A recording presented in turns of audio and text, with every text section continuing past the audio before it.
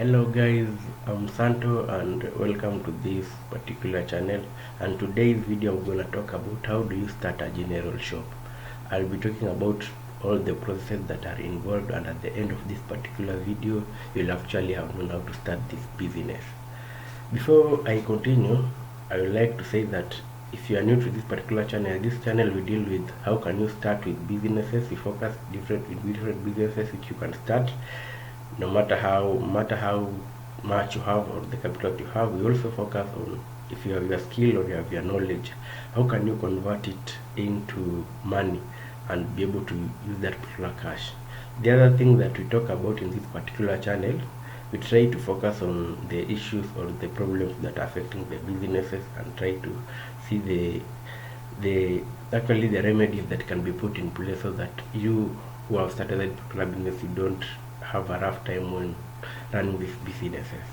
So if you have not subscribed or you are new here, you can subscribe down there, and I believe you're going to get a lot. You can do it now before we continue.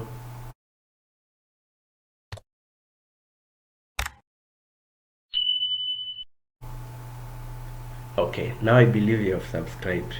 So as any businessman or woman, the ultimate goal of any business is to make that particular profit. And I would like to say in this particular business, that is how do you start this particular general shop. There are many general shops for which I believe you always pass, when you pass the road you are going to encounter them, and I believe you always go buy your small items. And the mere fact is that every household always goes to this particular shop either to buy a bread or to buy items that I think they are needed in the house. Actually, this shop they are good because in this shop is where you get maybe that sugar, or maybe there is some shortage in the house, you can just rush there and get it. Or maybe you're walking in the road and maybe you feel hungry, you can just sneak in and buy a snack so that at least, or it can quench your thirst like water. So that's what I'm talking about. It's called a general shop, a shop that deals with almost all the items but excluded some other items that are maybe electronics, they are not there. The only items that are needed at that particular time for use. So how do you start this particular business? I know it's among the easiest and most profitable small businesses if properly managed. Now let's focus on how do you start this business. So before starting this business, you have to understand what you call is, what are your customers' preferences? What do they use mostly? If they are going to buy bread the most, or they are buying soaps or sugar, so you have to understand your customers, and by understanding your customer you have to understand yourself, because you are the only person who always go buy. So you know, maybe there is no sugar, I have to go buy, maybe there is no soap, so you have to understand the items that are going to actually sell. So by understanding the items, it will help you well, because from there you're able to plan and see, maybe I'm gonna handle maybe 10 items, or I'm gonna put almost even 50 items in my particular shop, so that when these customers come in my shop they don't miss anything. So actually you have to come up with a list of the things that you have to sell. Then after you have come up with that particular list, it's always good because you look at it and say, maybe this one should come, this one no. So you have to understand that also you don't have to put so many items, because not all items will be bought. Only small items are going to be bought by the households, because they don't usually buy in bulk. So you have to come up with that list, and you see these are finished product. So after coming up with that list, now you will have to source where are you going to buy them from. So it's always advisable that you have to buy low, and by buying low, I believe you should not just find a supermarket and sneak in and buy your stock. No, you have to go to a wholesale. Wholesalers do give good prices if you are buying in bulk, and also we have supermarkets which they actually, these supermarkets they do give, they have their stores also which you can also buy from them, not from the supermarket itself, but supermarkets do have stores which they sell things in bulk to people who are on shops. So because you're going to be owning this particular shop, so it's always available you to buy in bulk, so that at least you are sure that when I'm selling, at least I'm recovering part of my money. Then the other thing, if maybe you are not near a supermarket or you are not near any wholesale, you can just do the online ordering. We do have online shops which I believe they always do the same. I've seen some with Jumia, and I don't know which one do you prefer. We have Jumia, we have Kilimall, so it's upon you and which particular online business that is within your country or it's near you. So we do have also people who have set up this wholesale, but if they are not around you, you can do online. The advantage with online is that at least they will bring it, and they have also have pickup station, so that whenever you ordered it and it came, they'll send you a message and you also go and just collect it and come back and stock it. So after you have bought those particular products, now you're bringing them into your shop. And the second thing you have to look at is you have to look at the location. Where have you located it? This business needs a place that's around homesteads. So these homesteads pardon me, okay, these homesteads are the ones which will help you to contribute to that particular profit, such that anytime maybe a child is sent comes to the shop, maybe people will always come to your shop before they go to their home. They have these people who buy things in the evening to go with them there. They don't prefer buying them from far. They always prefer to buy them as they approach their homes or their houses. I don't know why, but they will always rush in the evenings. You will find many customers. So you have to be sure you have to be in a place at least, or if it's not around homesteads, you have to look for a busy place. And I know looking for a busy place, I mean many people pass there and they're able to see your business. So here, since you're going to actually put products, so you have to actually rent a place. It's a room you have to rent, and I do believe it might be a bit costly, but with this business you can manage it. So it also depends with where you have rent the place. If the place is too, maybe it's too expensive, you cannot rent it, actually you can just shift to another place. The amazing thing with this particular business is that you will sell wherever you are, even if you're going to sell maybe 10 items per day.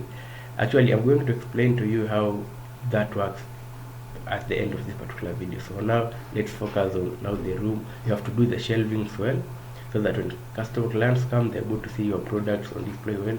Then you have to ensure that you have your counter there and some products are displayed there. And you can also decide to do some you can do some paintings to show that this is a general shop, and ensure that at least it's visible and accessible to everyone. So now you have brought the product and you have stocked them already in the shelves. Now what next after that?